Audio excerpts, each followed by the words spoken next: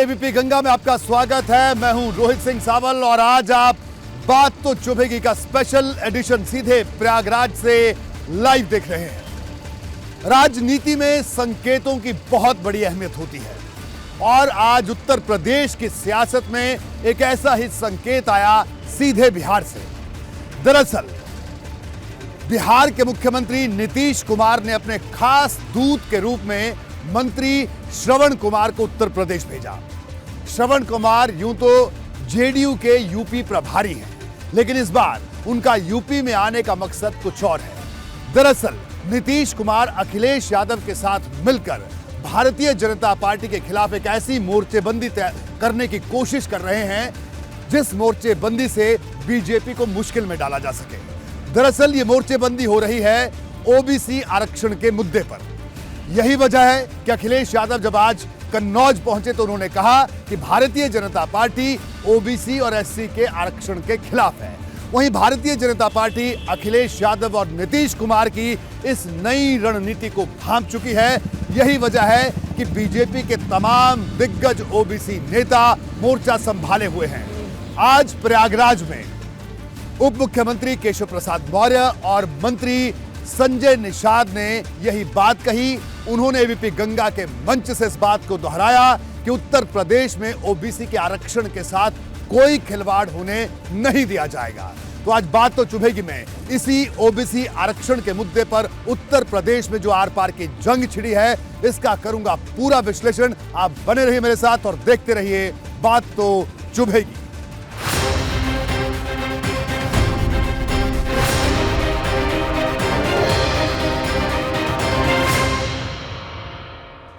उत्तर प्रदेश में निकाय चुनाव को लोकसभा चुनाव का सेमीफाइनल माना जा रहा है।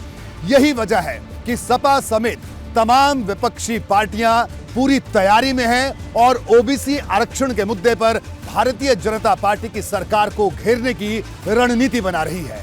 इसी रणनीति के तहत हर विपक्षी खेमे में इस बात की होड़ मची हुई है कि किस तरह से सरकार को और भारतीय जनता पार्टी को ओबीसी आरक्षण के मुद्दे पर घेरा जाए। वहीं दूसरी तरफ भारतीय जनता पार्टी विपक्षी रणनीति को भांप चुकी है और बीजेपी के तमाम दिग्गज नेता मैदान में हैं।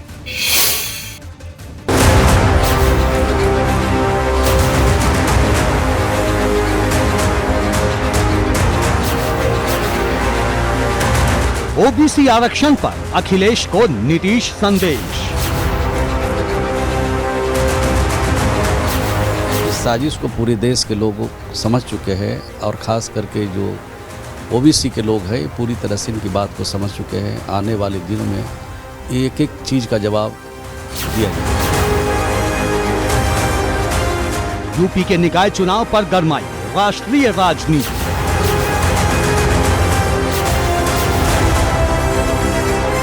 यूपी बिहार की राजनीति का महागठबंधन प्लान।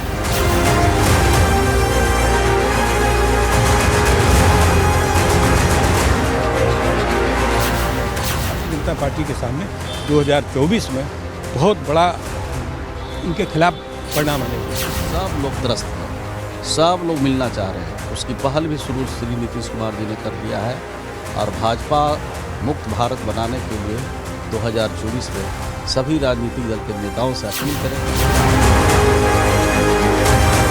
अखिलेश नीतीश के नए दांव पर भाजपा का जबरदस्त निशाना। जनता पार्टी का संकल्प है, हमारी सरकारों का संकल्प है, हम सबको साथ लेकर चलेंगे और किसी को घबराने की जरूरत नहीं है। पिछड़े वर्ग का आरक्षण विधि सम्मत आरक्षण के आधार पर सरकार चुनाव संपन्न कराएगी। अखिलेश को केशव प्रसाद मौर्य का चुभने वाला जवाब। समाजवादी पार्टी यह मानती है कि उत्तर प्रदेश की राजनीति सैफई के श्री अखिलेश यादव परिवार की कैदी बनकर के रहे और विशेष तौर से संपूर्ण पिछड़ा वर्ग उनका बंधक बनकर के रहे। ओबीसी आरक्षण पर विपक्ष का नया चक्रव्यूह। कि जो आरक्षण जो है उसको खत्म करके चुनाव कराने की जो सरकार की मंशा है वो गलत है। कांग्रेस तो पिछड़ों के साथ खड़ी है, अगर उनके हक नहीं मिलते हैं तो हमारी लड़ाई है। विपक्ष पर भाजपा का सीधा पलटवार।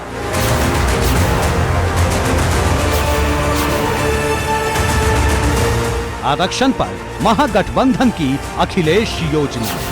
मैं पूरा प्रयास करूंगी कि मेरे दोनों बड़े भाई साथ में बैठें। आप दोनों को बड़े भाई कह रही हैं? बिल्कुल। राहुल गांधी को और अखिलेश जी को और आपकी बड़ी बहन प्रियंका गांधी, बिल्कुल, उनसे भी बात करेंगे। जी बिल्कुल।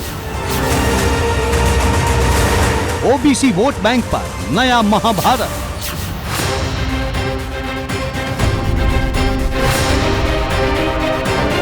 बात तो चुभेगी। तमाम बड़े दिग्गज नेता, भारतीय जनता पार्टी के बड़े ओबीसी चेहरे और सहयोगी दलों के चेहरे भी जनता के बीच में जा रहे हैं ताकि विपक्ष के तमाम आरोपों का जवाब दिया जा सके और जनता के बीच में कोई गलतफहमी पैदा ना हो। यह भारतीय जनता पार्टी की पूरी कोशिश है।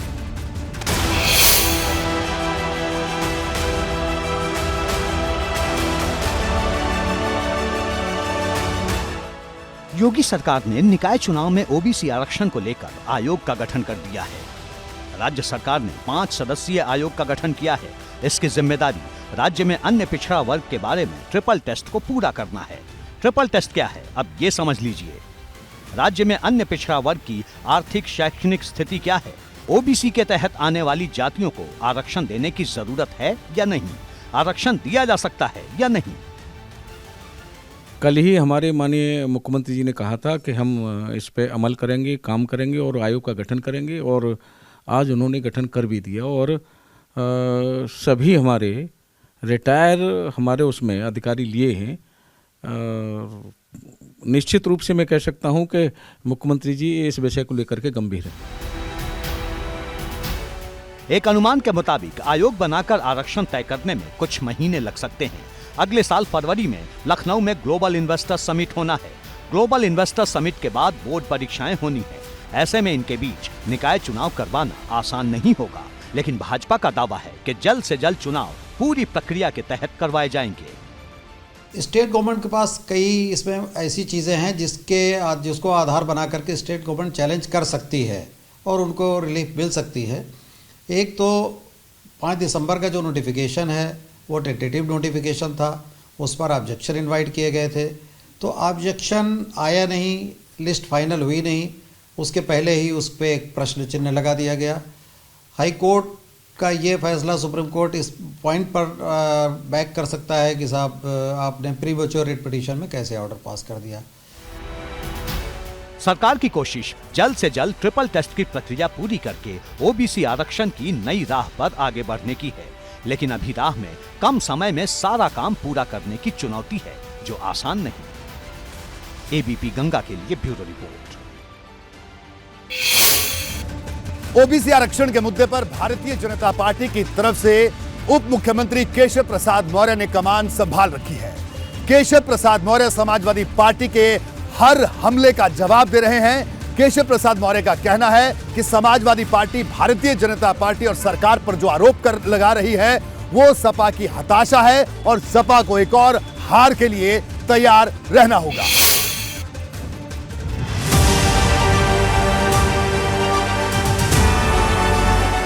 योगी सरकार ने साफ कर दिया है कि बिना ओबीसी आरक्षण के वो निकाय चुनाव नहीं करवाएगी। इस बीच यूपी सरकार केंद्र के कानूनी विशेषज्ञों की सलाह ले रही है। एक तरफ सरकार ओबीसी आरक्षण के मुद्दे पर विपक्ष के विरोध वाले गुब्बारे की हवा निकालने में जुटी है, तो दूसरी ओर विपक्षी दल इस मुद्दे पर लगातार गोलबंद हो रहे हैं। बिहार के मंत्री श्रवण कुमार के लखनऊ दौरे ने हलचल तेज कर दी है। श्रवण कुमार बिहार के ग्रामीण विकास मंत्री हैं और नीतीश के करीबी जेडीयू नेताओं में से एक हैं। कहने को वे जेडीयू के यूपी प्रभारी हैं, लेकिन उनके लखनऊ दौरे का मकसद सपा के साथ मिलकर विपक्ष के तमाम दलों को एकजुट करने की मुहिम को आगे बढ़ाने का है।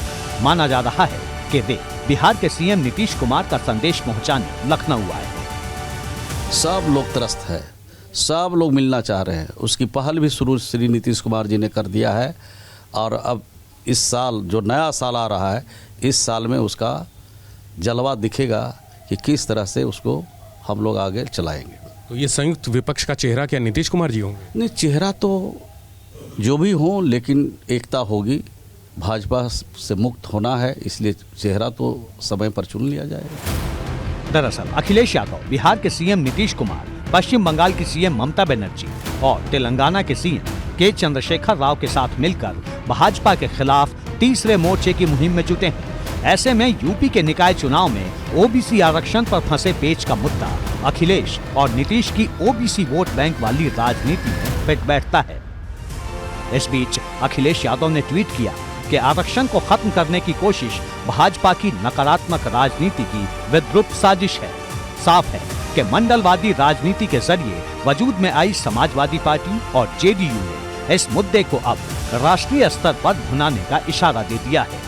अब 24 का चुनाव तो अब आने दीजिए, उसमें भी जनता तो बहुत परेशान है। किसान, छात्र, नौजवान, मजदूर, दुकानदार, सारे वर्ग परेशान है। भारतीय जनता पार्टी के सामने 2024 में बहुत बड़ा इनके खिलाफ परिणाम आने वाला है। जाहिर है इस फैसले को लेकर भी जाएंगे जनता के बीच में। निश्चित रूप से किसानों की समस्या को, मजदूरों की समस्या, नौजवानों की समस्या, गरीबों की समस्या, महंगाई, बेरोजगारी। इस बीच एबीपी गंगा की प्रयागराज महापंचायत से अपना दल कमेरावादी की नेता पल्लवी पटेल का बड़ा बयान सामने आया है। उन्होंने यहां तक कह दिया कि बिना सभी विपक्षी दलों के साथ आए भाजपा को हराना मुश्किल है। उन्होंने राहुल गांधी से लेकर बसपा अध्यक्ष मायावती तक से विपक्षी महागठबंधन का साथ देने की अपील की है। मैं बिल्कुल मानती हूँ कि सबको अपने जो निजी स्वार्थ है उन सबको किनारे रख करके देश के हित में और बेहतर राजनीति के हित में सबको एक साथ आना चाहिए और इस प्रकार से विकल्प तैयार करना चाहिए कि आप मुंह तोड़ जवाब दे सके हर एक लड़के। तो आप फिर एक बार कोशिश करेंगे कि दो लड़कों की जोड़ी जो साथ आई थी 17 में वो फिर एक बार साथ 24 में दिखे। आप उसके लिए प्रयास करेंगी, अखिलेश जी से बात करेंगी? मैं पूरा प्रयास करूंगी कि मेरे दोनों बड़े भाई साथ में आए। उधर सपा ने अब ओबीसी आरक्षण के मुद्दे पर संविधान बचाओ आरक्षण बचाओ यात्रा निकालने का ऐलान कर दिया है। सपा इसके लिए गांव-गांव जाएगी। मकसद पिछड़े वोटरों के वोट बैंक को अपने पाले में गोलबंद करना है। सबसे दिलचस्प ये है कि जेडीयू की कोशिश कांग्रेस की भारत जोड़ो यात्रा से तमाम विपक्षी दलों के नेताओं को जोड़ने की है। ये भी भाजपा के खिलाफ महागठबंधन का ही एक इशारा है। देश भर में घूम रहे, अच्छी बात कर रहे हैं, यानी वो जोड़ने का काम कर रहे हैं और भाजपा को भगाने का भी काम करेंगे। तो सब लोग मिलजुल करके हम लोग उनके कार्यक्रम में भी शरीक होंगे और भाजपा मुक्त भारत बनाने के लिए 2024 में सभी राजनीतिक दल के नेताओं से अपील करेंगे और देश की जनता से भी अपील करेंगे कि 2024 में भाजपा मुक्त भारत हो। इस बीच भाजपा ने विपक्षी दलों के ओबीसी आरक्षण दांव को गुमराह करने वाली चाल करार दिया। डिप्टी सीएम केशव प्रसाद मौर्य ने ट्वीट किया कि सपा का चरित्र पिछड़े वर्ग के साथ धोखा करने का है, भला का नहीं। अन्य पिछड़े वर्ग के आरक्षण के बिना नगरीय निकाय चुनाव नहीं होगा। सरकार ने स्पष्ट कर दिया है। सुप्रीम कोर्ट में हाई कोर्ट के फैसले के विरुद्ध सरकार अपील करेगी। सपा समाप्तवादी पार्टी बनेगी। सपा डूबता हुआ जहाज है। समाजवादी पार्टी पिछड़ा विरोधी है, क्योंकि केशव प्रसाद मौर्य पिछड़े वर्ग से आता है, उप मुख्यमंत्री बना है लगातार दूसरी बार, तो उनको ये बर्दाश्त नहीं हो रहा, सहन ही नहीं हो रहा है। जब एक केशव प्रसाद मौर्य को नहीं सहन कर पा रहे हैं तो वो प्रदेश को क्या सहन करेंगे, प्रदेश के पिछड़ों को क्या सहन करेंगे। वो एक परिवार की राजनीति करते हैं, वो चाहे सपा हो, चाहे बसपा हो, चाहे कांग्रेस हो, वह राजनीति तो पिछड़े के नाम पे करेंगे, गरीब के नाम पर करेंगे, मुस्लिमों के नाम पर करेंगे, वोट लेने के लिए। लेकिन जब उनके जीवन में खुशहाली लाने का काम करना होगा तब इन्होंने सत्ता में रहते हुए नहीं किया। उधर आम आदमी पार्टी ने भी भाजपा के खिलाफ यूपी में हल्ला बोलने का ऐलान किया है। 2 जनवरी से आम आदमी पार्टी यूपी के हर जिले में आरक्षण बचाओ लोकतंत्र बचाओ आंदोलन शुरू करेगी। एबीपी गंगा के लिए ब्यूरो रिपोर्ट। विपक्षी खेमे में मची हलचल के बीच बसपा की महातैयारी भी सुर्खियों में है। दरअसल 30 दिसंबर को बसपा सुप्रीमो मायावती ने अपने तमाम मंडल कोऑर्डिनेटर, जिला अध्यक्ष और पार्टी के नए प्रदेश अध्यक्ष सहित तमाम पदाधिकारियों की एक बड़ी बैठक बुलाई है। इस बैठक को नगर निकाय चुनाव से जुड़कर देखा जा रहा है। साथ ही साथ इस बात की भी उम्मीद है कि मायावती ओबीसी आरक्षण के मुद्दे पर भी अपनी पार्टी लाइन को साफ करेंगी और इसी बैठक में यह भी तय करेंगी कि क्या वो किसी महागठबंधन का हिस्सा बनेंगी या अकेले अपने दम पर भारतीय जनता पार्टी और दूसरे दलों को चुनौती देंगी।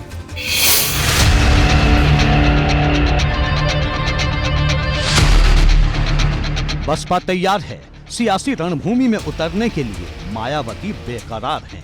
अब सिर्फ निकाय चुनाव की तारीख का इंतजार है।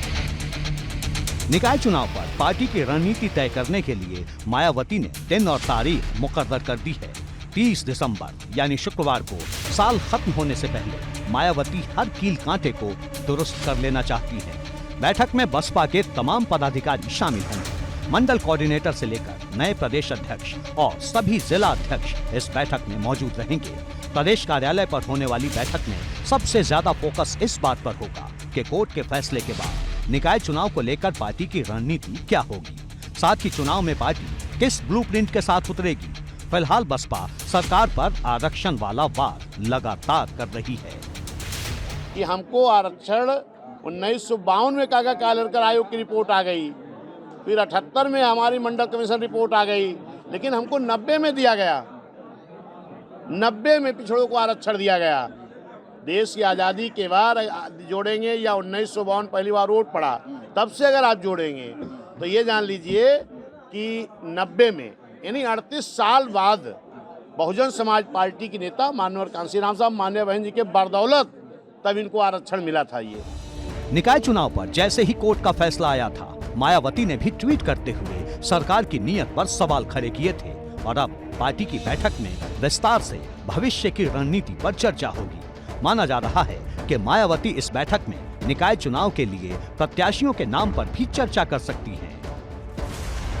माना जा रहा है कि बसपा दलित, मुस्लिम और ओबीसी रणनीति पर आगे बढ़ सकती है। मायावती ने इसी रणनीति के तहत ओबीसी वर्ग से आने वाले विश्वनाथ पाल को प्रदेश अध्यक्ष बनाया। पश्चिमी यूपी में इमरान मसूद को बड़ी जिम्मेदारी देकर मुस्लिम पॉलिसी पहले ही सामने कर चुकी है। सहारनपुर से इमरान मसूद की पत्नी को मेयर का प्रत्याशी भी घोषित किया जा चुका है, जबकि आजमगढ़ में गुड्डू जमाली के अच्छे प्रदर्शन ने मायावती के विश्वास को अभी तक जिंदा रखा है। ये सच है कि बसपा के हाथ से दलित वोट धीरे धीरे कर बहुत ज्यादा फिसल चुके हैं और मायावती की कोशिश कहीं से भी ये नहीं दिखाई देती कि वो उस फिसले हुए दलित वोट को दोबारा अपने साथ जोड़ने की कोई मजबूत कोशिश कर रही है। वो भी तब जब मायावती की बसपा विधानसभा में सबसे बुरे दौर में है।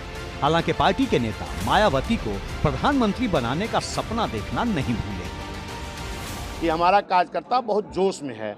जब से बहन जी ने हमें जिम्मेदारी सौंपा, पिछड़े समाज के बेटे को, पूरा पिछड़ा समाज, पूरा अल्पसंख्यक सभी लोग साथ आ रहे हैं और इस नगर पंचायत चुनाव में अच्छा रिजल्ट आएगा और आने वाली जो 24 का चुनाव होगा उसमें बहुजन समाज पार्टी की ज्यादा सांसद जीत करके आएंगे। इस देश की प्रधानमंत्री माननीय बहन जी बनेंगी।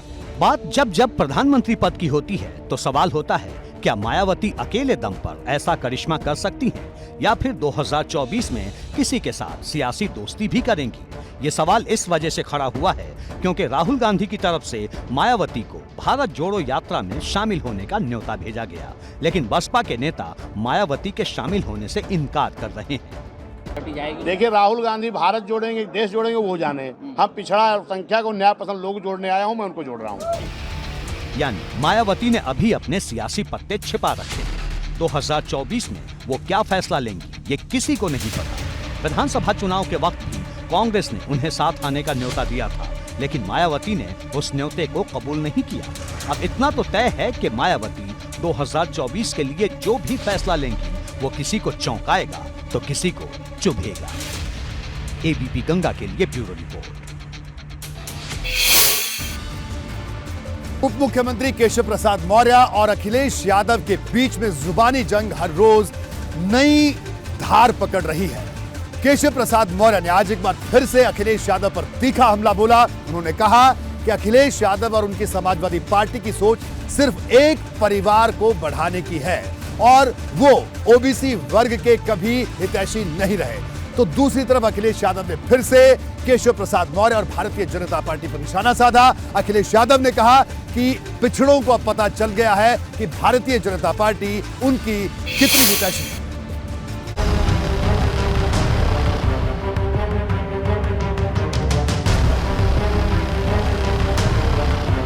सपा ने भाजपा की नीयत को ही कटघरे में खड़ा कर दिया है। अखिलेश यादव ने सीधे सीधे सरकार की सोच पर तंज किया है। देखिए, आरक्षण में बहुत बात साफ है, सरकार की नीयत नहीं है आरक्षण देना जी। भारतीय जनता पार्टी हमेशा आरक्षण की विरोधी रही है और आरक्षण किसी रूप में हुआ, नौकरी के आरक्षण के खिलाफ है ये, और आरक्षण का मतलब क्या हुआ, पिछड़े दलित के खिलाफ है ये, चाहे वो नौकरी हो, चाहे अपॉइंटमेंट हो, चाहे शिक्षा का क्षेत्र हो। कन्नौज के ताला ग्राम में अखिलेश ने ये बातें कही। सपा के मुखिया ने दोहराया कि ओबीसी के हित पर आंच नहीं आने देंगे, तो उन्हें नसीहत देने में डिप्टी सीएम केशव प्रसाद मौर्य ने जरा भी देर नहीं की। श्री अखिलेश यादव जी की कोई साजिश सफल नहीं हो पाएगी। उन्होंने साजिश तो बहुत रची कि पिछड़ों का आरक्षण वो खा जाए या पिछड़ों का आरक्षण गायब करवा करके और उत्तर प्रदेश में ओबीसी आरक्षण जीरो करके चुनाव करवाने का की साजिश एक बड़ी है, उसकी मैं अभी चर्चा नहीं करूंगा। लेकिन यह ज़रूर मैं एबीपी के माध्यम से बताना चाहता हूं प्रदेश की जनता को कि उत्तर प्रदेश के अंदर जो अन्य पिछड़ा वर्ग का आरक्षण है उसको दिए बगैर हम निकाय चुनाव नहीं कराएंगे। सपा जिस तरह एक के बाद एक ओबीसी आरक्षण के मुद्दे पर आरोपों की बौछार कर रही है, उससे निपटने के लिए भाजपा ने भी सधी हुई रणनीति तैयार की है। सबसे पहले सरकार की तरफ से ये ऐलान किया गया कि निकाय चुनाव आरक्षण निर्धारित होने के बाद ही कराए जाएंगे, यानी ओबीसी का जब आरक्षण तय हो जाएगा, जो उसकी प्रक्रिया है, उसके बाद ही निकाय के चुनाव कराए जाएंगे, जिससे किसी का भी अधिकार न छीने। इसके साथ ही सरकार में जितने भी पिछड़े वर्ग के मंत्री हैं वो भी अब इस मैदान में कूद चुके हैं। डिप्टी सीएम केशव प्रसाद मौर्य से लेकर जो सहयोगी दलों में मंत्री है, जो सहयोगी दलों के साथी हैं, फिर चाहे बात संजय निषाद की हो या आशीष पटेल की, वो भी लगातार समाजवादी पार्टी, बसपा, इन सब के ऊपर निशाना साध रहे हैं। भाजपा ने मैदान में ओबीसी चेहरों को जवाब देने उतारा है, जो विपक्ष के हर आरोप पर फौरन पलटवार कर रहे हैं। मैं भी पिछड़े वर्ग से आता हूं और पार्टी ने मुझे चुनाव नहीं लड़ाया। मुझे एमएलसी बनाया, पहले दर्जा राज्य मंत्री बनाया, फिर राज्य मंत्री बनाया, फिर उसके बाद में एमएलसी बनाया, मंत्री बनाया। चुनाव नहीं लड़ाया पार्टी ने। मैं भी पिछड़े वर्ग से आता हूं और बहुत सामान्य परिवार से हूं। ऐसा नहीं है हमारी पार्टी और एक नहीं है, हमारे पास तमाम लोग सामान्य वर्ग से, पिछड़े वर्ग से, अनुसूचित वर्ग से, तमाम हमारा एक सामंजस्य है हमारे मंत्रिमंडल में। धर्मवीर प्रजापति ने कहा कि ओबीसी वर्ग को नगर निकाय चुनाव में आरक्षण देने के लिए जो किया जा सकता था वो किया जा रहा है, कोई कसर छोड़ी नहीं जा रही। सवाल उठाने वाले गलत राह पर हैं और उन्हें पिछड़े वर्ग के हित से नहीं बल्कि अपनी राजनीति से मतलब है। भाजपा न्यायालय नहीं है, न्यायालय ने निर्देश दिया है लेकिन वो भाजपा का निर्णय नहीं है। भाजपा अपने स्टैंड पे कायम है। हमारा शीर्ष नेतृत्व विशेषज्ञों के साथ राय ले रहा है हम क्या कर सकते हैं, और पिछड़ों के साथ हम हैं और रहेंगे। एससी के साथ हम हैं, अनुसूचित वर्ग के साथ हैं, रहेंगे। सामान्य वर्ग के साथ हम हैं, रहेंगे। समाजवादी पार्टी की कोशिश पूरे निकाय चुनाव में ओबीसी आरक्षण के मुद्दे को धुरी बनाने की है, इसलिए उसके तमाम दिग्गज मैदान में हैं। पार्टी के प्रदेश अध्यक्ष नरेश उत्तम पटेल कह रहे हैं कि उनकी पार्टी संविधान बचाओ आरक्षण बचाओ यात्रा निकालकर घर घर पहुंचेगी और भाजपा को पिछड़ा विरोधी साबित करके दिखाएगी। सिद्ध हो गया है ये जो कल फैसला आया है, अगर सही ढंग से कोर्ट के सामने बात रखते, ट्रिपल टेस्ट करा चुके होते तो ये नौबत नहीं आती और ये समय पर चुनाव होते। आज सबको बिल्कुल गुमराह कर दिया भारतीय जनता पार्टी ने, इसकी नीयत में खोट है, इसी वजह से ये हालात पैदा हुए। सपा ने भाजपा सरकार को चुनौती दी है कि वो जातीय जनगणना करा दे, जिससे पता चल जाएगा कि ओबीसी जातियों के लोगों की तादाद कितनी है। देखिए, समाजवादी पार्टी शुरू से मांग करती आई है कि सभी जातियों की जनगणना कर ली जाए, पिछड़े वर्गों की जनगणना कर ली जाए और जिसकी जितनी हिस्सेदारी उसकी उतनी भागीदारी होनी चाहिए। समाजवादी पार्टी के नेता राष्ट्रीय अध्यक्ष माननीय अखिलेश यादव जी ने लोकसभा से लेकर विधानसभा तक और आप मीडिया के भाइयों के सामने भी कहा है, सरकार की तरफ से अपना विषय माननीय न्यायालय के समक्ष प्रस्तुत किया गया है, लेकिन पिछड़ा वर्ग और समाज के सब वर्गों को साथ लेकर चलना ये भारतीय जनता पार्टी की, सरकार की, योगी जी की और मोदी जी की प्राथमिकताओं में है। हम सब मिलकर जो देश के प्रधानमंत्री जी का संकल्प है, सबका साथ, सबका विकास और सबका विश्वास, उस फार्मूले के साथ आगे बढ़ रहे हैं। वहीं योगी सरकार में मंत्री और अति पिछड़े वोट बैंक पर मजबूत पकड़ का दावा करने वाले डॉक्टर संजय निषाद भी पूरी तैयारी के साथ भाजपा के बचाव में उतर आए हैं। कितनी संख्या Bharatiya Janata party, NDA, Nishad party और अपना दल और भारतीय जनता पार्टी में सर्वाधिक पिछड़े विधायक हैं, और वही समाजवादी पार्टी में देख लीजिए सर्वाधिक जो विधायक हैं वो मुसलमान हैं। तो कहने के लिए तो पिछड़ा है, लेकिन सर्वाधिक विधायक किसके हैं समाजवादी पार्टी में? जब वो आते हैं तो केवल यादव नजर आते हैं, लेकिन तब पिछड़े के सारी जातियां भूल जाती हैं। इस मुद्दे पर राजनीति इस कदर गर्मा रही है कि अब जिले जिले में इसका असर दिख रहा है। अयोध्या के मिल्कीपुर के सपा विधायक और पूर्व समाज कल्याण मंत्री अवधेश प्रसाद का आरोप है कि हाई कोर्ट में याचिका ओबीसी वर्ग के इंसाफ के लिए दायर की गई थी, न कि मकसद नगर निकाय चुनाव को लटकाने का था। उस सरकार की नीति होती है और नियत होती है। नीति और नियत में फर्क नहीं। नीति तो बनाती है कि इसके अनुसार हम काम करेंगे, और नियत करती है कि हमें काम करना है। तो न इस सरकार की नीति ठीक है और न सरकार की नियत ठीक है। इशारा साफ है कि अब ओबीसी वोट बैंक से जुड़े इस मुद्दे पर छेड़ा घमासान हर दिन तेज होने वाला है। एबीपी गंगा के लिए ब्यूरो रिपोर्ट। कांग्रेस की भारत जोड़ो यात्रा के बीच एक नया विवाद सामने आया है।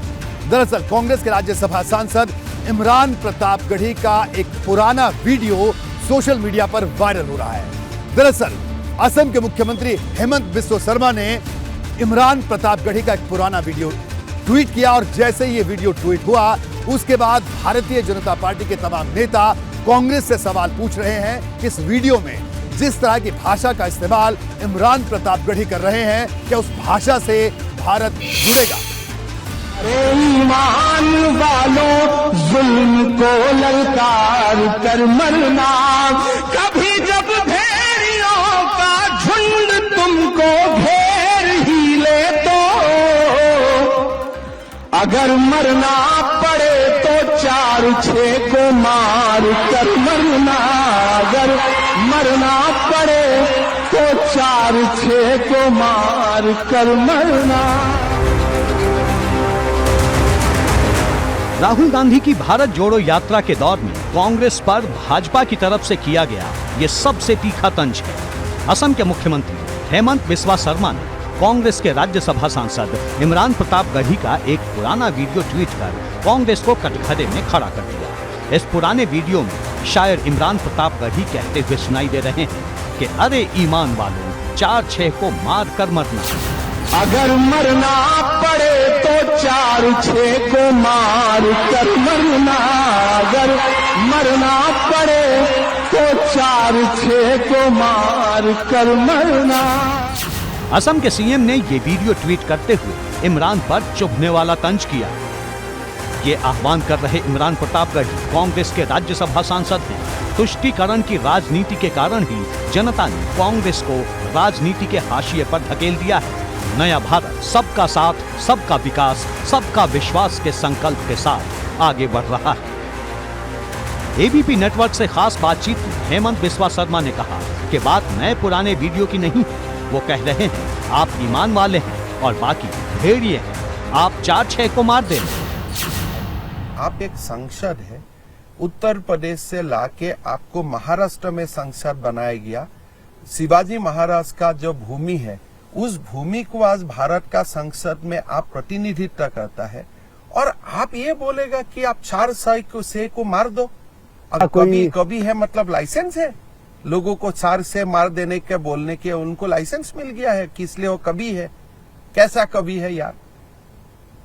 कवि तो हमने बहुत देखा हूँ, रविंद्रनाथ टैगोर को देखा हूँ, कभी उसने बोला है 4-6 को मार गिरा।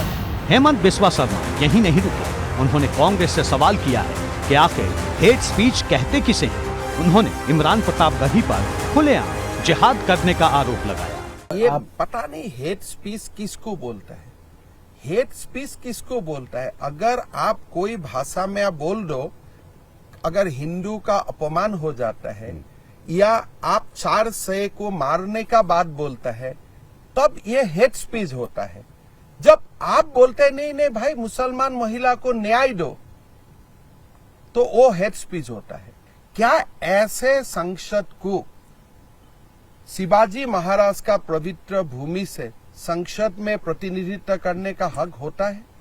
आप शायरी बोलता है, कविता बोलता है, चार से का जानी लेने का बात करता है, इसी को तो हम जिहाद बोलता हूं, इसी का तो परिभाषा जिहाद है। अब तो खुले आम जिहाद के लिए लोगों को बोल रहे हैं। इमरान प्रतापगढ़ी यूपी के प्रतापगढ़ से आते हैं। एबीपी गंगा ने इस मुद्दे पर कांग्रेस के प्रदेश अध्यक्ष ब्रजलाल खाबरी की प्रतिक्रिया ली। खाबरी ने हेमंत बिस्वा शर्मा के बयान पर कहा कि वो शायर हैं और शायर की एक बात के कई मतलब निकलते हैं। देखिए, ये शायर हैं और जब शायरी करते हैं तो उनके तमाम अर्थ निकलते हैं। अब कौन व्यक्ति उस शायरी का क्या अर्थ निकाल रहा है ये उसका विषय है, उसकी सोच है, उसका मन है।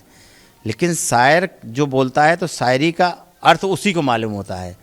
सामने वाले कितने अर्थ लगाते हैं, सही लगा रहे गलत लगा रहे, वो उनका विषय है। लेकिन शायर ने अपनी शायरी के माध्यम से अपनी बात कह दी है, अब अर्थ लगाने के काम है, सो आप लगाते रहिए। अगर मरना पड़े तो 4-6 को मार कर मरना, अगर मरना पड़े तो 4-6 को मार कर मरना। कांग्रेस के इस पलटवार से साफ है कि इस मुद्दे पर विवाद की गूंज अभी दूर तक सुनाई देने वाली है। एबीपी गंगा के लिए ब्यूरो रिपोर्ट।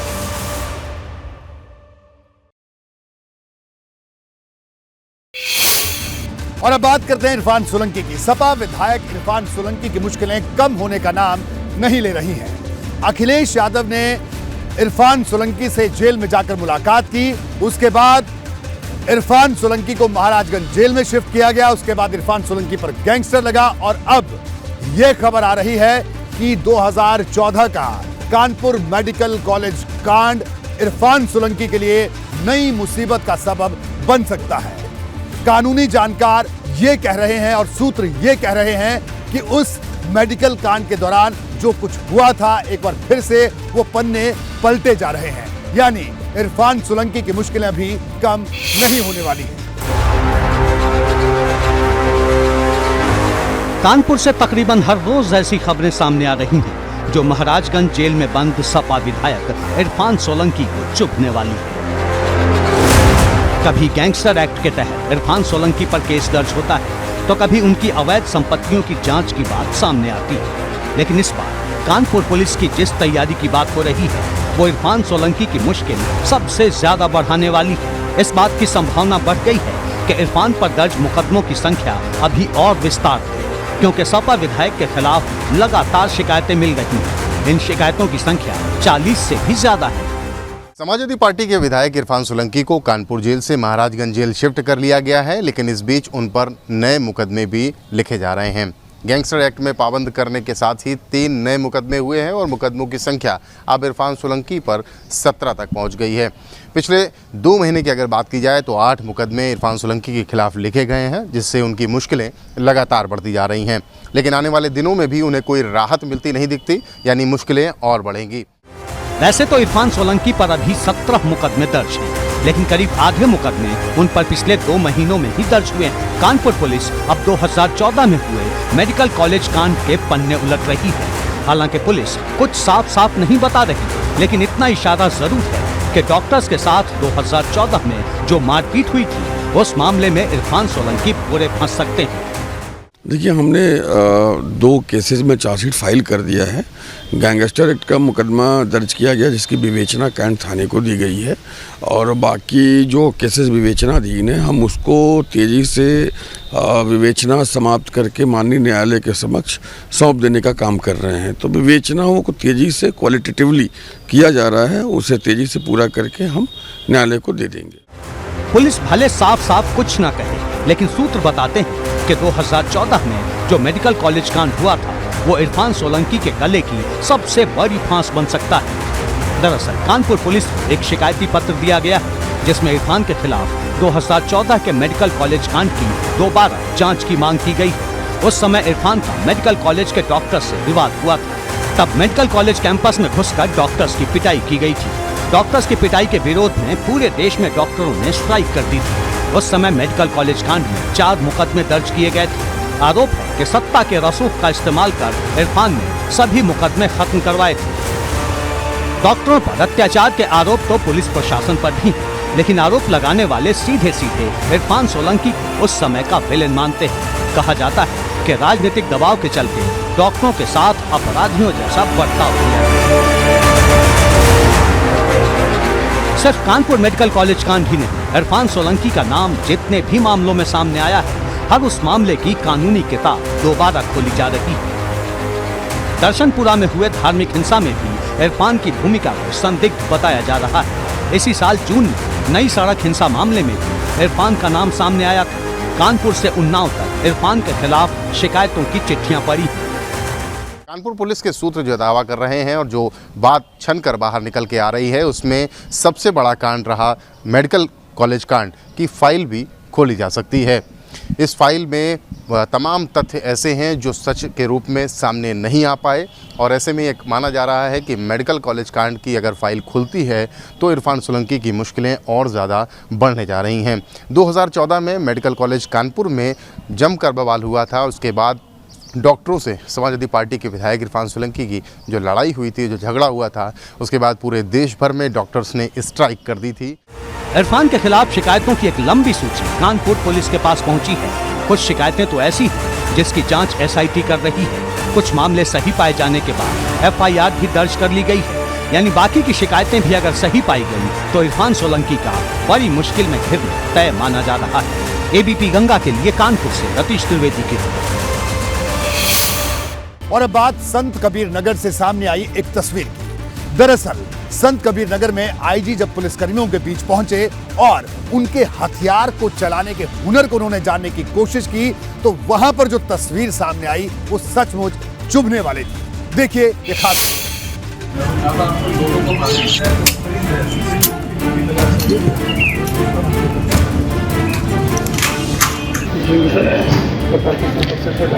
बढ़ा देते कंधे पर सितारे सजे हैं। पुलिस विभाग में नौकरी करते कई साल बीत गए, लेकिन अफसोस इन खाकीधारियों को ये तक नहीं पता कि बंदूक में गोली कहां से डाली जाती है। IG ने पूछा, बंदूक कैसे चलाओगे? तो SI बोला, नली के रास्ते कारतूस डाल देंगे।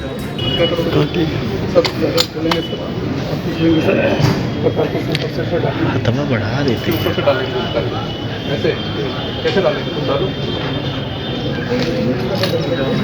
ये यूपी पुलिस का दुर्भाग्य है जो ऐसे दारोगा छाती चौड़ी करके घूमा करते हैं।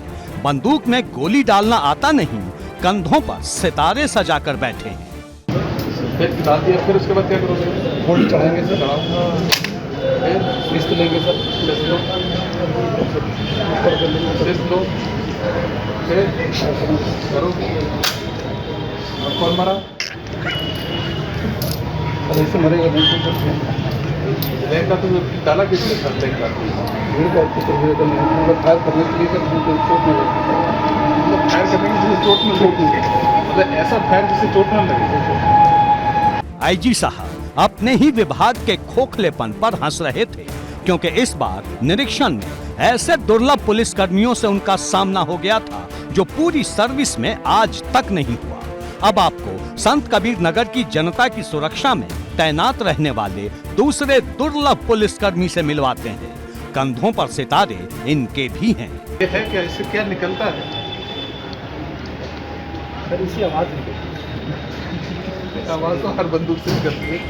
बस्ती मंडल के IG RK भारद्वाज को संत कबीर नगर में निरीक्षण के दौरान ऐसे नमूने मिले जो शायद ही किसी दूसरे राज्य की पुलिस में दिखे।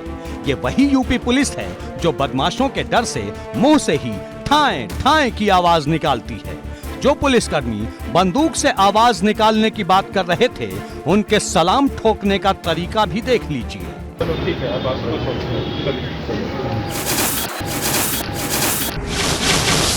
ना तो कहानी अभी खत्म हुई है, ना यूपी पुलिस में नमूनों की संख्या खत्म हुई है। अब जमीन पर बैठकर पिस्टल खोलने की कोशिश करते इन पुलिसकर्मियों को देखिए। कंधों पर सितारे इनके भी हैं। लेकिन एक पिस्टल खोलने में पसीने छूट गए। पिस्टल खोलने में कई पुलिसकर्मियों के पसीने छूट गए, उनमें से एक ये जनाब भी हैं।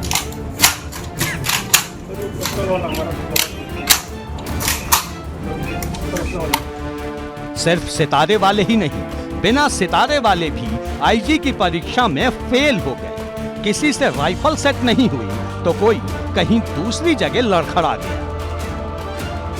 ये यूपी की वो पुलिस है जो एनकाउंटर में बड़े बड़े बदमाशों को मार गिराती है। संत कबीर नगर में ही न जाने कितने बदमाशों का एनकाउंटर हुआ, लेकिन जब लाइव गोली चलाने की बारी आई तो सिपाही से दारोगा तक सब धराशायी हो गए। बंदूक वाली कार्रवाई तो छोड़िए, जब कागजी कार्रवाई को आईजी साहब ने परखा तो यहाँ भी विभाग खामोश हो गया। अगर इनको एक व्यक्ति के बयान देना, सिर्फ मान लीजिए एक व्यक्ति, तो इनको सिर्फ 2 घंटा लगना चाहिए चार्जशीट लगाने में, तो 3 दिन क्यों लगना चाहिए? आपने इनको 3 दिन कहा तो 3 दिन आप मान कैसे लिए? यानी कदम कदम पर बदइंतजामी और बेशर्मी नजर आई। कहीं पुलिस वाले नली के रास्ते कारतूस डाल रहे थे तो कहीं जवान पिस्टल ही नहीं खोल पाए, कहीं चौकी इंचार्ज से टीयर गन नहीं चल रही थी तो कहीं कुछ और ही नजारा था। मीडिया के सामने आकर आईजी साहब बेचारे कहते भी तो क्या कहते। इंस्पेक्शन का पर्पस होता है कि एक अपने विभाग के अंदर में जो भी चीज़ें दिखाई दे रही हैं, हम अपने अधीनस्थों को कहें कि उसके अंदर में इम्प्रूवमेंट लेकर आए, सुधार लेकर आए। और निसंदेह मुझे लगता है कि जो भी ऑब्जर्वेशन है वो हमारे एसपी साहब ने नोट किए हैं और उसमें निसंदेह सुधारात्मक सुधार नियर फ्यूचर में दिखाई देगा। सुधार करना अच्छी बात है, लेकिन जिस पुलिस वाले को ये नहीं पता कि कारतूस डालते कहां से हैं, उसे क्या सिखाएंगे? ये ऐसे पुलिस वाले हैं जिनकी भर्ती पर भी कई बड़े सवाल हैं। एबीपी गंगा के लिए bureau report. Mafia Mukhtar Ansari की ईडी की कस्टडी आज खत्म हो गई और कस्टडी खत्म होते ही मुख्तार अंसारी को एक बार फिर से बांदा जेल भेज दिया गया। लेकिन जेल जाने से पहले मुख्तार अंसारी ने ऐसी शायरी की जो कई इस तरह का इशारा करती है और इस शायरी के कई मायने हैं। देखिए ये खास रिपोर्ट। कस्टडी रिमांड पूरी होने के बाद जब 15वें दिन मुख्तार अंसारी बांदा जेल लौटने के लिए प्रयागराज के ईडी दफ्तर से निकला तो उसकी जुबान पर सिर्फ एक शायरी थी। कर रहा है मेरे आदमी का तवाफ, दुनिया समझ रही है कश्मीर। मुख्तार अंसारी मनी लॉन्ड्रिंग मामले में ईडी की कस्टडी रिमांड में था। 10 दिन की रिमांड पूरी हुई तो ईडी ने 5 दिन की रिमांड और मांग ली। लेकिन मुख्तार जब ईडी के पूछताछ वाले भंवर से निकला तो एक शायरी के जरिए बहुत कुछ कह दिया। कर रहा है मेरे आदमी का तवाफ, दुनिया समझ रही है कश्मीर। वही अंदाज, वही बोलने का तरीका, सफेद रंग की शर्ट और मूंछों का वही पुराना स्टाइल। मुख्तार शायरी के जरिए ये बताना चाह रहा था कि उसकी कश्ती को जो लोग भंवर में मान रहे हैं, असल में तूफान उसकी परिक्रमा कर रहा था। अब मुख्तार की यह शायरी भाजपा नेताओं को चुभ रही है। देखिए कौन क्या कह रहा है, अब किसी अपराधी के जो हैं, जो पुलिस कस्टडी में हैं, जो न्यायिक प्रक्रिया का हिस्सा हैं, उनके बारे में मैं बोलूँ ये अच्छा नहीं है। लेकिन इतना ज़रूर कह रहा हूँ कि कोई अपराधी, कोई माफिया, कोई गुंडा, कोई हत्यारा अगर यह समझता है कि वो गुंडई के बल पर सब कुछ बदल करके रख देगा तो वह युग चला गया है। मुख्तार भले लाख मुसीबतों में घिरा हो, लेकिन उसने शायरी के जरिए ये बताने की कोशिश की है कि उसका कोई कुछ नहीं बिगाड़ पाया है। कर रहा है मेरे आदमी का तवाफ, दुनिया समझ रही है कश्मीर। मुख्तार अंसारी 15 दिनों तक ईडी की कस्टडी रिमांड में रहा। उससे सैकड़ों सवाल हुए, लेकिन चुभने वाली बात यह है कि मुख्तार ने ज्यादातर सवालों का जवाब ना में दिया। हर सवाल के जवाब में मुख्तार या तो पिछले कई सालों से जेल में रहने का हवाला देता रहा या फिर उसके बारे में मालूम न होने का बहाना बताकर निकल गया। मुख्तार से पूछा गया उसकी फरार पत्नी अफशान अंसारी कहाँ है, बसपा सांसद अतुल राय से उसके रिश्ते कैसे हैं, विधायक निधि के दुरुपयोग के आरोप पर उसका क्या कहना है, अवैध और बेनामी संपत्तियों का क्या हिसाब किताब है, पंजाब जेल में रहते हुए किसे धमकाया और किससे रंगदारी मांगी, सिंगल टेंडर के जरिए ठेके वसूलने के बारे में क्या कहना है? तो बात तो चुभेगी के आज के इस स्पेशल एडिशन में प्रयागराज से इतना ही। दीजिए इजाजत, नमस्कार।